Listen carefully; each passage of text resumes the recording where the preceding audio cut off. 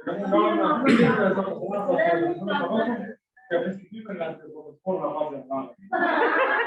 हम आपके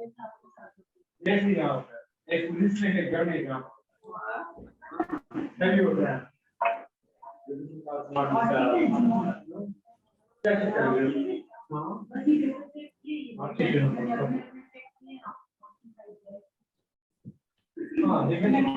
चलो जी, बिस्मिल्लाहिर्रहमानिर्रहीम।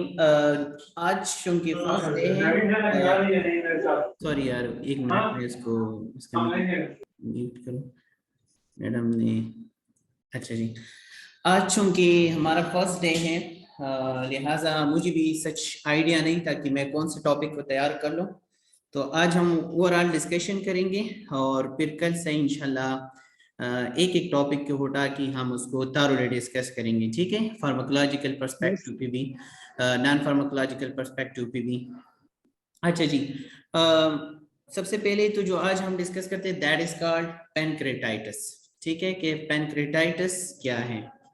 सो let's move on to the topic पे, यानी कि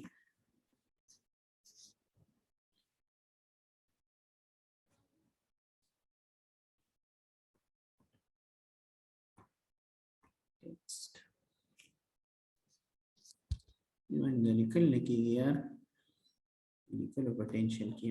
हाँ, सिंपल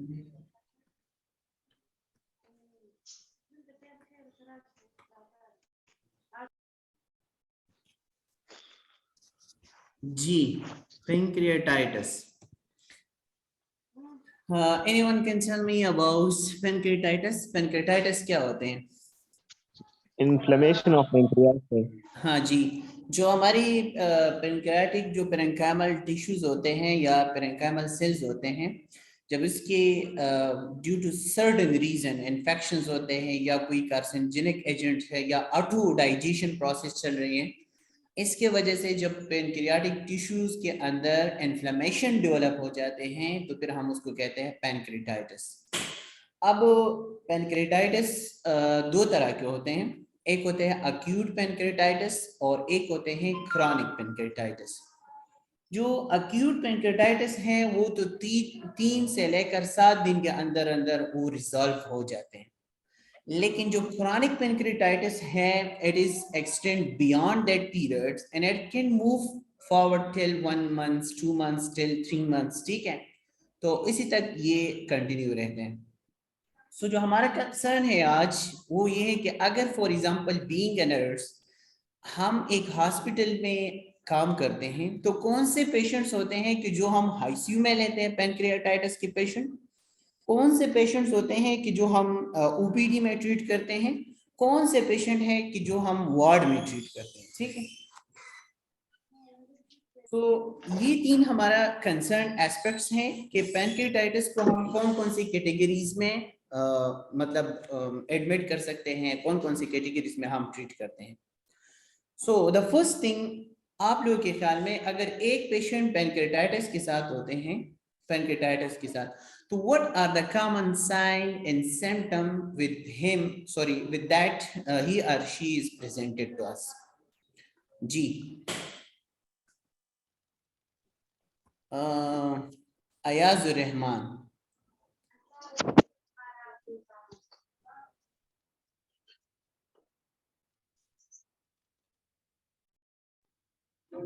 Anyone please?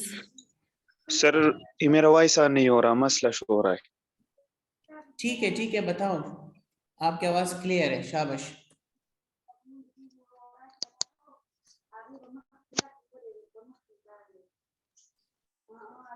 जी बताइए प्लीज। पैनक्रियाटाइटिस के साथ हमें कैसे पता चलेगा कि इस पेशेंट को पैनक्रियाटाइटिस हो गया है? How we can clinically correlate? जी मैडम मेहरुन्निसा, प्लीज आप हमारी साथ इसमें हेल्प कीजिएगा। है मेहरुन्निसा कि नहीं? मैडम मेहरुन्निसा है? I think she has gone.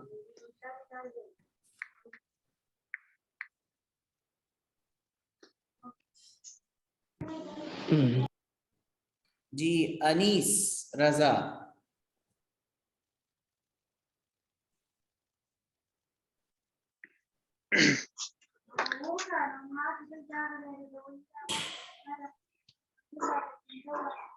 Ijajul हक।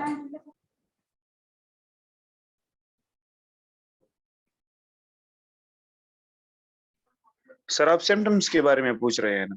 हाँ, मैं ये पूछ रहा हूँ कि हमें कैसे पता चलेगा कौन कौन से प्रेजेंट मतलब क्लिनिकल प्रेजेंटेशंस होंगे, ठीक है, कि जैसे हमें बहुत ज्यादा कंफर्मेशन मिलते हैं कि patient have near to develop the pancreatitis.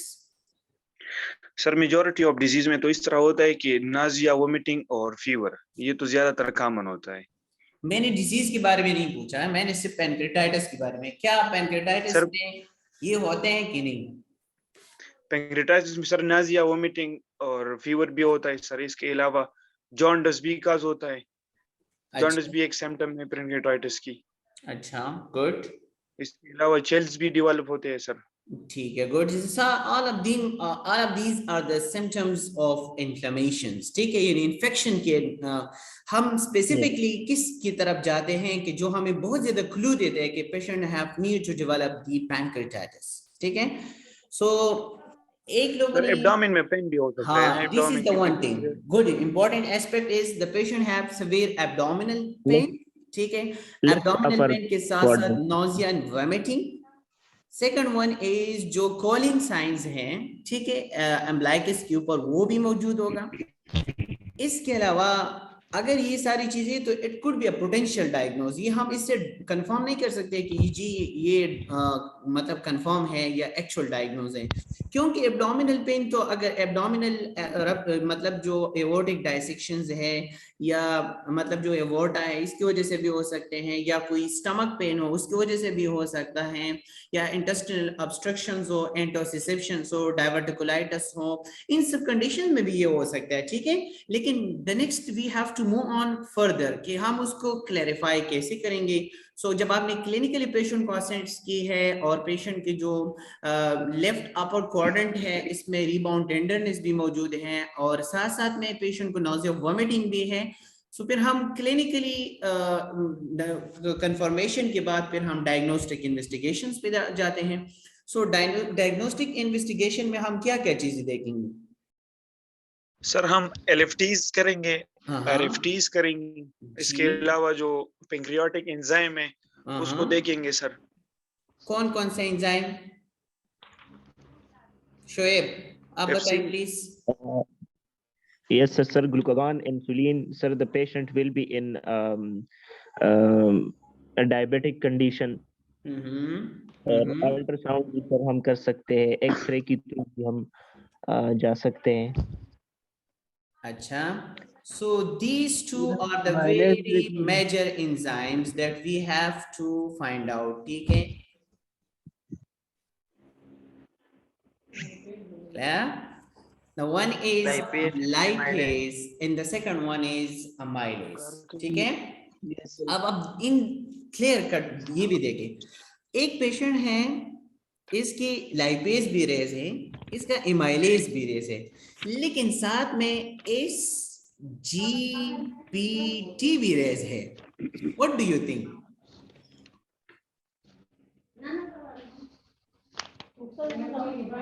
फिर इस यहाँ पे इस कंडीशन में ना आप लोगों ने सोचना होगा, when there is biliary obstruction, जब कोई गॉल ब्लैडर में स्टोन होते हैं, स्टोन की वजह से SGPT रेज होते हैं। नाउ लेट्स सपोज मैं आप लोगों को एक डायग्राम ड्रा कर लूं, ठीक है, इसको मैं सेलेक्ट कर लूं, एक मिनट।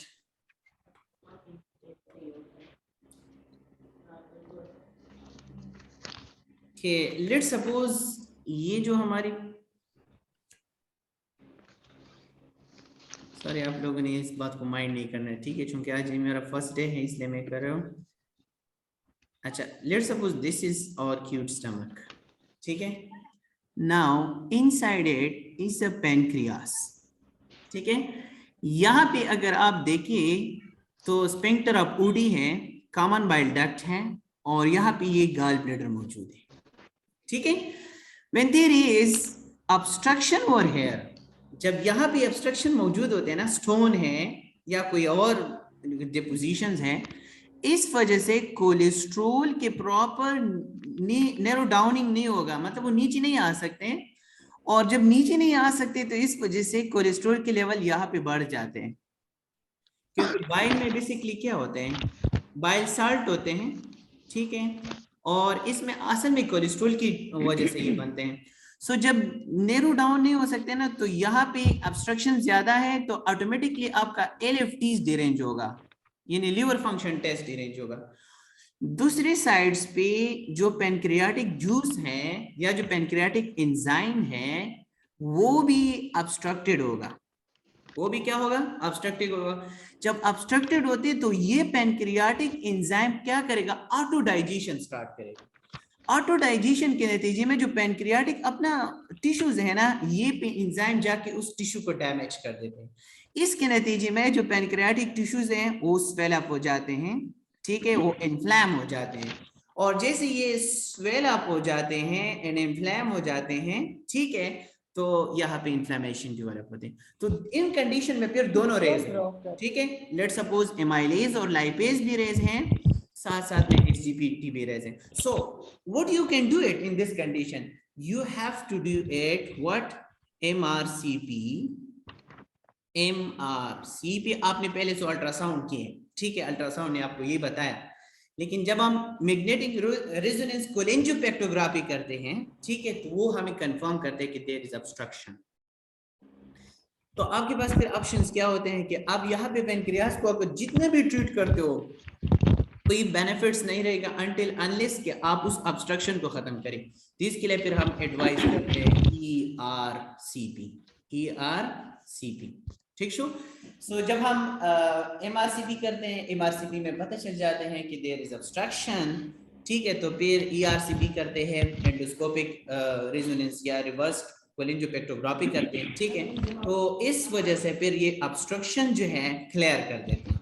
और जब मोमेंट स्टार्ट हो जाते हैं तो ऑटोमेटिकली जो पैनक्रियाटिक आउटलेट हैं, यानी जो स्फिंक्टर ऑफ ऊडी हैं, वो ओपन हो जाते हैं, कॉमन बाइल डक्ट में मूवमेंट स्टार्ट हो जाते हैं, तो पैनक्रियास की जो लेवल है या एंजाइमेटिक लेवल है वो कम हो जाते हैं। ये तो इसकी पैथोलॉजी हमने डिस्कस की। अब हम उसके मैनेजमेंट्स की तरफ आते हैं, ठीक है। तो आपने इनिशियली क्या करना है, पेशेंट को जब पैनक्रियाटिक पेनक्रियाटाइटिस के साथ डायग्नोज हो जाते हैं, so you have to do what, patient को सबसे पहले आपने NBM पे रखना है, ठीक है, यानी पेशेंट को आपने NBM स्टेटस पे रखना है, ठीक है। दूसरा ये है कि you have to provide complete bed rest, ये अपने पास ये पॉइंट्स लिख के, ठीक है। Number first one is patient should be NBM. The second thing is the patient should be on complete bed rest. Now the third point जो है, आपने पेशेंट को क्या करना है, NG ट्यूब पास करना है, you have to pass NG, ठीक है, आपने NG ट्यूब पास करना है, और NG ट्यूब के साथ साथ आपने यूरिन बैग कलेक्ट करना है। जब आप यूरिन बैग कनेक्ट करें ना, तो जितना भी इंस्पायरेशंस है आपने बैग में लेकर आना है, ठीक है।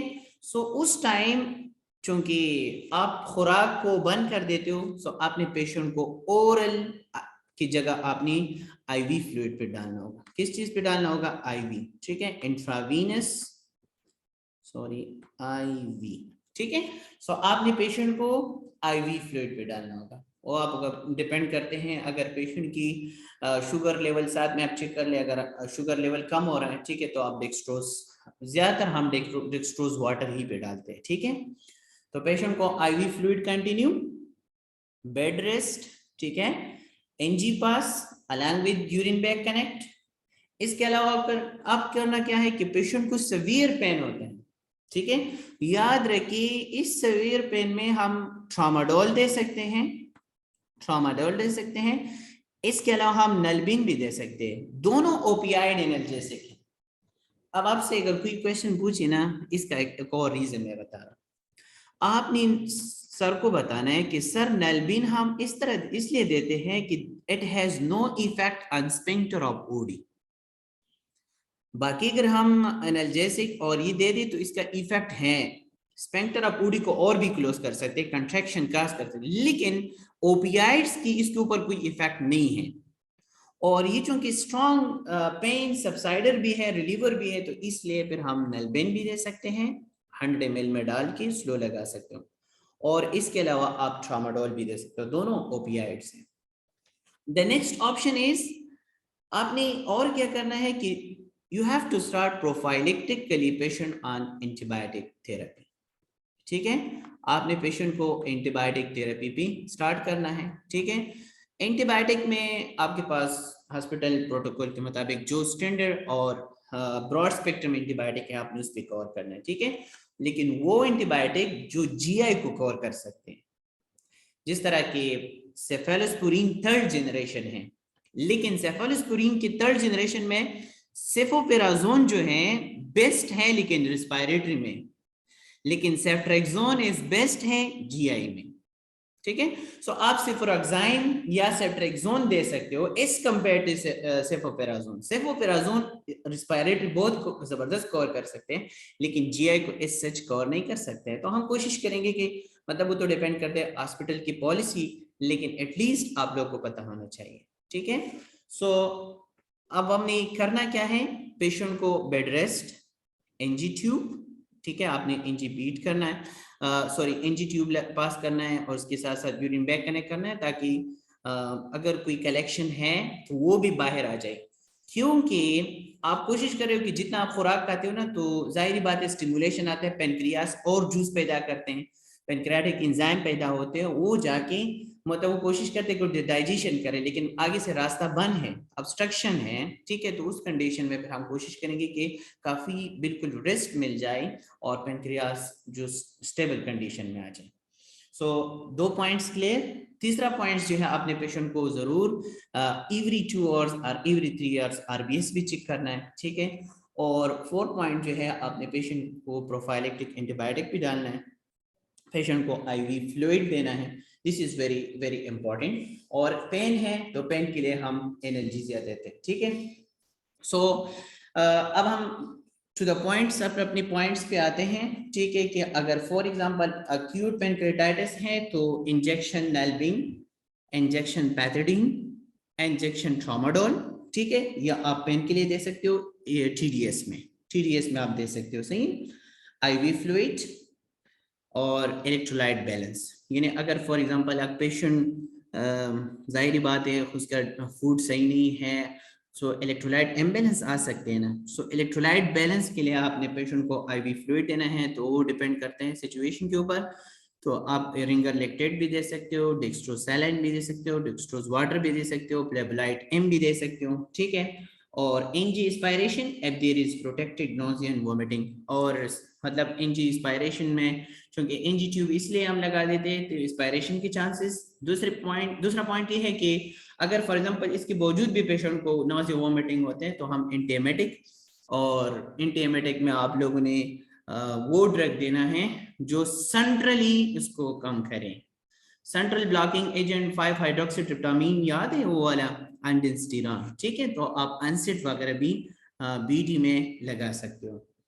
इसके अलावा कोशिश करें कि अगर नेज़ोगैस्ट्रिक फीडिंग हम लेट स्टार्ट करें। ठीक है, और इसके अलावा अगर एनजी है तो 48 to 72 आवर्स तक आपने पेशेंट को एनबीएम पे रखना है, और सेफ्ट्रेक्सोन भी स्टार्ट करना है। ठीक है, या इसके अलावा अगर कोई हॉस्पिटल की पॉलिसी रिलेटेड कोई और ड्रग्स हैं तो आप उसको भी ले सकते हैं। शोएब आप उसको रिपीट करें कि अगर फॉर एग्जांपल एक पेशेंट अक्यूट पेनक्रेटाइटिस के साथ हैं तो हमें क्या क्या मैनेजमेंट में क्या क्या चीजें करना चाहिए, और अच्छा इन्वेस्टिगेशंस में आपने बियलाइज करना है, इसके अलावा सीरम एमाइलेज और लाइपेज के ऊपर फोकस करना है।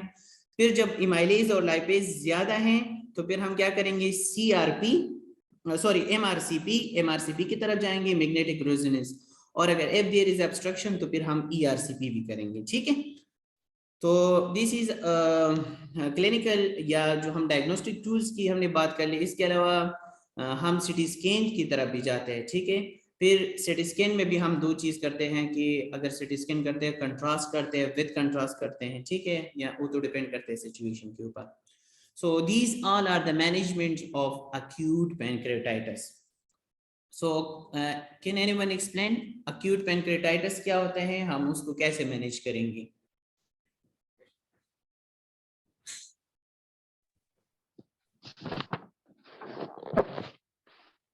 जी सर। जी आगे जाइए। शोएब आप बताओ। सर जी सर। acute pancreatitis को हम कैसे मैनेज करेंगे? सर इसको हम फर्स्ट ऑफ ऑल जो है वो हम एनजी ट्यूब भी पास करेंगे उसको, urine bag for urine collection, साथ उसके लिए bed rest. Shoaib let me clarify. हम पेशेंट को एनजी ट्यूब पास करते हैं, साथ में एनजी ट्यूब के साथ यूरिन बैग अटैच करेंगे, ठीक है, ताकि जो अगर कोई वोमिटिंग करते हैं ना, वोमिटिंग, तो एस्पायरेशन के चांसेस भी ना हो। दूसरी बात ये कि इसके स्टमक में जितनी भी कंटेंट हो हम बाहर निकालें, क्योंकि जितनी भी स्टमक कंटेंट ज्यादा होते हैं इसके साथ, तो जाहिर बात है पेनक्रियाटिक एंजाइम रिलीज होगा ना, और जितना पेनक्रियाटिक एंजाइम ज्यादा रिलीज होता है, आगे ऑब्स्ट्रक्शन है तो ऑटो डाइजेशन ज्यादा होगा। सो दैट इज व्हाई हम कोशिश करेंगे कि पेशेंट रेस्ट करे। इसके अलावा दूसरा पॉइंट ये है कि हम पेशेंट एनजी इसलिए पास करते हैं ताकि इसका जो डाइजेस्टिव सिस्टम है उसकी मोर्टेलिटी हम कम करें। इस बेस पे मैंने आप लोगों को बताया ना कि मैंने आपको नहीं बताया कि हम मैक्सुलान क्यों नहीं देते। मैक्सुलान हम इसलिए नहीं देते कि वो मोर्टेलिटी इनहांस कर देते हैं, इसकी वजह से फिर भी चांसेस ज्यादा होते हैं कि पेनक्रियाटिक एंजाइम प्रोडक्शन शुरू हो जाए। तो हम कोशिश करेंगे सेंट्रली एंटी एमेटिक ड्रग्स देंगे। जी आगे। जी सर, ये आईवी फ्लूइड्स पर रखेंगे सर, मोस्टली डेक्स्ट्रोज।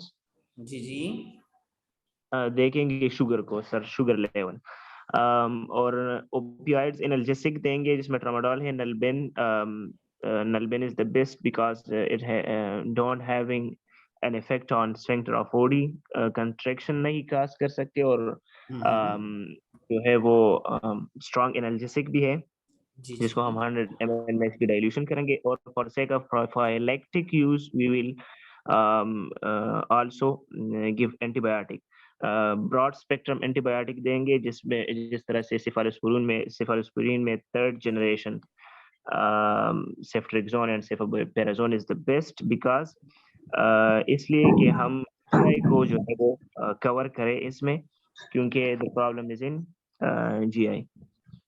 तो यहाँ तक sir. Thank you so much. Good.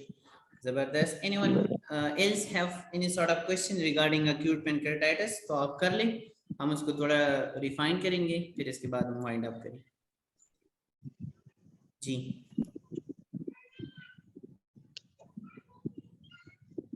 अगर कोई इसमें एडिशन करना चाहते हैं तो really appreciate it, I will be appreciate. अगर कुछ और एडिशन है, ठीक है, तो आप बेशक बता सकते हो।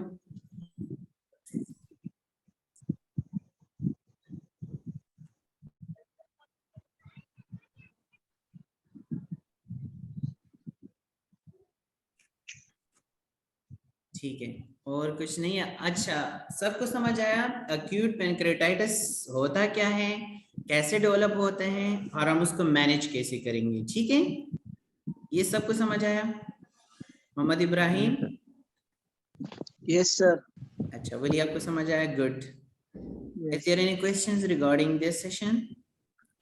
अगर नहीं है तो फिर हम वाइंड अप करते हैं, ठीक है।